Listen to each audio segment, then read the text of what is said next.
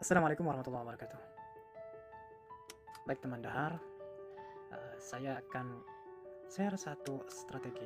Kan sebenarnya ini sudah sudah umum lah sebenarnya strategi ini. Cuman strategi ini atau ini sangat simpel gitu loh.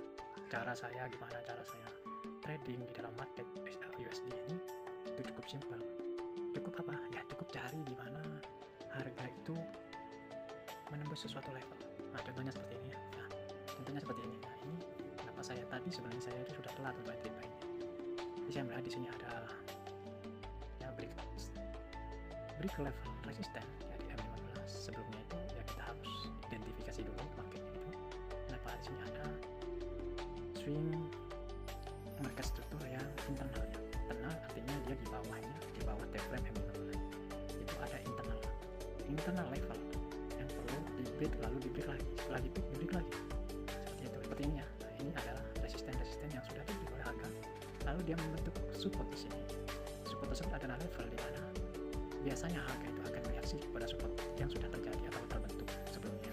Lihat ini sebelumnya ini harga turun lalu membentuk support naik. Dengan naiknya ini dia membentuk rally base rally lalu membentuk lagi level resisten, dia turun dan di sini ada konsolidasi harga. Nah, di konsolidasi harga ini dia turun lalu membentuk support lagi naik karena terbentuk dengan support baru atau support yang baru terbentuk sebelumnya.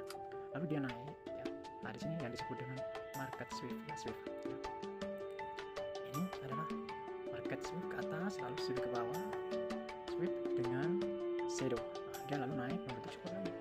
Dengan naiknya itu membentuk suatu zona, yaitu suatu zona demand rally base rally ya, dengan harga yang begitu impulsif. Dan di sini ada celah atau imbalance. Lalu dia naik lagi, rally base rally lagi, lalu turun. Nah, di sini break ya, break level resisten sebelumnya. Nah, dan kebetulan di sini itu marketnya itu kelihatan kenapa? Kelihatannya itu support ini nggak pernah ada yang nembus ke bawah. Support ini mengarah ke atas dan resisten yang sebelumnya ini ada dia ke atas.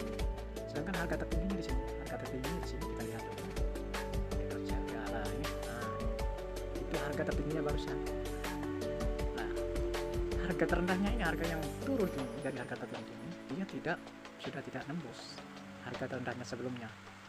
Lalu saya kenapa? Saya tarik dulu ini dengan Fibonacci retracement situ paling bawah yaitu harga paling terendah lalu ke harga paling tinggi sini. Biasanya itu harga akan kembali ke level turunnya ini. Dia pasti harus kita lihat dulu apakah dia membuat shift lalu membuat shift lagi ke bawah ya gitu lalu turun. Nah, kita lihat level ini benar nggak ada di 38,2 atau di 23,6.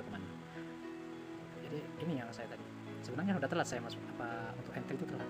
Kelihatan dia naik lalu saya turunkan lagi kita M5 dan M1, ternyata harga itu masih mau naik ke atas. Makanya saya entry di sini buy lumayan sih banyak sebenarnya, beberapa layer lah tadi itu.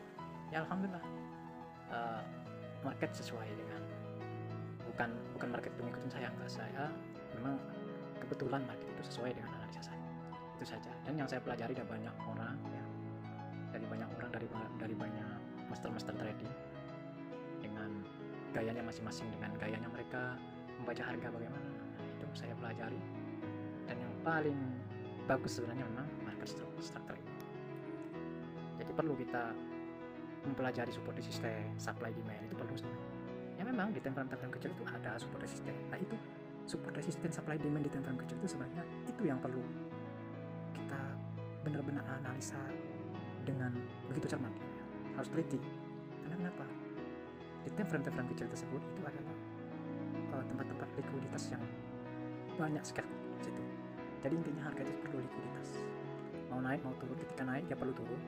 Aturnya tuh ngapain? Terus dia naiknya mau ke level mana? Itu yang perlu kita tahu. Makanya ketika kita salah bukan berarti kita tidak bisa, tapi kita masih butuh belajar, masih perlu belajar.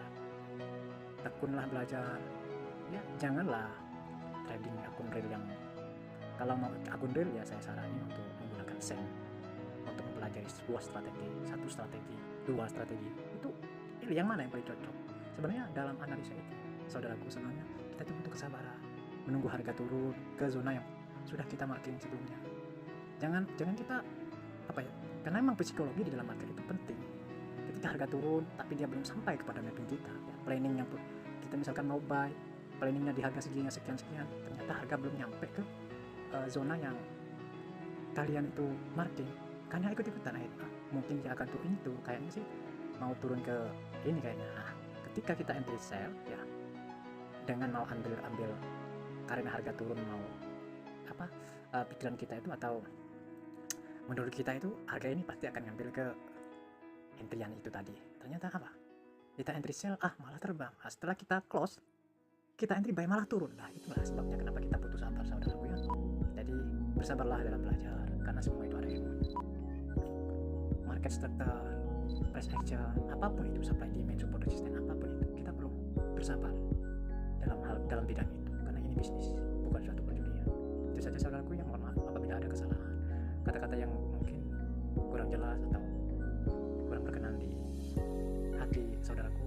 Saya Dahar, trader, mohon